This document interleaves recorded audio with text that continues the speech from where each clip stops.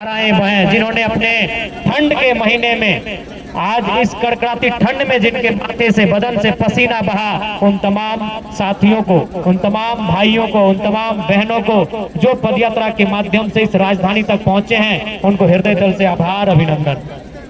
निसंदेह आपने बहुत ही कष्टकारी यात्रा का अनुभव किया और मैं उम्मीद करता हूं कि आपने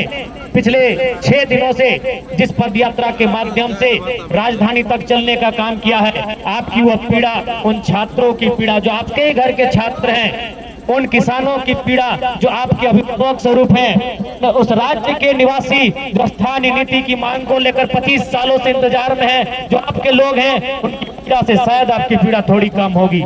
मैं उम्मीद करता हूं 6 दिनों की पीड़ा आपकी शायद आने वाले 6 दिनों में आप विश्राम के माध्यम से शायद आपको वो पीड़ा में राहत मिल जाएगी। लेकिन फिलहाल जो छात्रवृत्ति नहीं मिली है, फिलहाल जिस राज्य को स्थानीय नीति नहीं मिली है, फिलहाल जिस राज्य के युवाओं को नियोजन नीति नहीं मिली है, उस पीड़ा का अनुभव हमें करना है, उस पीड़ा को भी हमें अनुभव करना है। तो आप सभी साथियों का अभिनंदन जोहार, साथ ही साथ मीडिया के बंधुओं आपका अभिनंदन जोहार, जेल कैंप परिवार के सभी पदाधिकारी, तमाम सभी विंगों के पदाधिकारी, केंद्रीय, प्रखंड, जिला स्तरीय पदाधिकारी अभिनंदन जोहार, महिला विंग की तमाम महिला नेत्रियों का धन्यवाद, आभार, जोहार, अभिनंदन। जैसा कि आप सभी जान रहे हैं,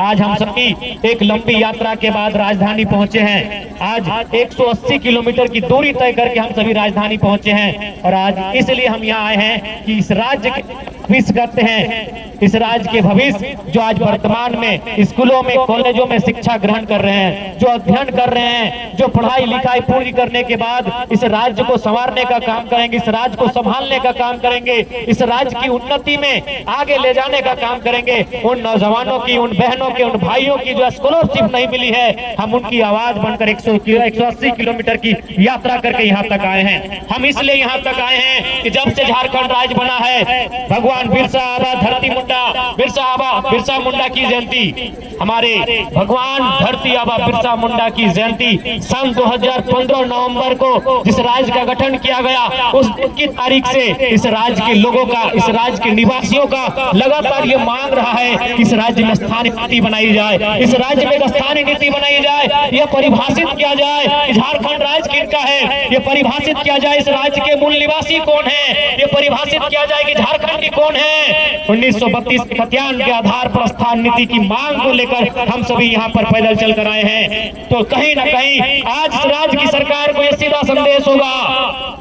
राज्य की सरकार को हमारा सीधा संदेश होगा कि आप समय रहते इन नीतियों का निर्धारण करें, आप समय रहते छात्रवृत्ति का भुगतान करें। आज सोचना चाहिए, माननीय मुख्यमंत्री को सोचना चाहिए कि राज्य की जनता ने कितनी उम्मीदों के साथ आपको सरकार में लाने का काम किया। राज्य की जनता ने आपको 2 बार पूर्ण बहुमत से सरकार में लाने का काम किया, लेकिन आप भूल गए अपना वो वादा जो आपने चुनाव से पहले कहा था कि हमारी सरकार बनते ही हम 1932 के खतियान के आधार पर स्थानीय नीति लागू करेंगे। तो आज झारखंड का हर एक आवाम, झारखंड का गांव, झारखंड का किसान, झारखंड का नौजवान, झारखंड की माएं, झारखंड की बहनें, झारखंड का छात्र, हर एक व्यक्ति यही पूछ रहा है कि 1932 के आधार पर स्थानीय नीति कहाँ है, खतियान के आधार पर स्थानीय नीति कहाँ है, झारखंडियों की स्थानीय नीति कहाँ है। और वही सवाल आज झारखंड लोकतांत्रिक क्रांतिकारी मोर्चा भी आपसे पूछ रहा है। इस सवाल का उत्तर आपको देना होगा माननीय मुख्यमंत्री महोदय, इस सवाल के उत्तर से आपको भागना नहीं है, इस सवाल का आपको उत्तर देना है। नहीं तो याद रखिएगा, राजनीति किसी की बपोती नहीं होती है। आज आपका है तो कल इस राज्य की जनता ये डिसाइड करे कि इस राज्य की दिशा किनके हाथों में देना है,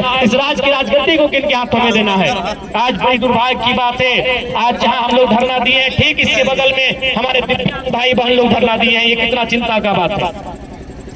आज यहीं से हम देख रहे हैं, आज भले उस विधानसभा के सदस्य हम हैं, भले विधानसभा के बाहर आप देख सकते हैं, यहीं से जगमग विधायकों का आवाज दिख रहा है। आज कहीं ना कहीं हमारा देश और हमारा राज्य भी विरोधाभास का राज्य बनता जा रहा है। आज हमारा झारखंड विरोधाभास का राज्य बनता जा रहा है। एक और जहां हमारे माननीय विधायकों को 4 करोड़ 32 लाख का आवास दिया गया है रहने के लिए, आलीशान महल, आलीशान बंगले दिए गए हैं रहने के लिए, मंत्रियों को 6 करोड़ का आवास, 6 करोड़ का महल दिया गया है रहने के लिए। और उसी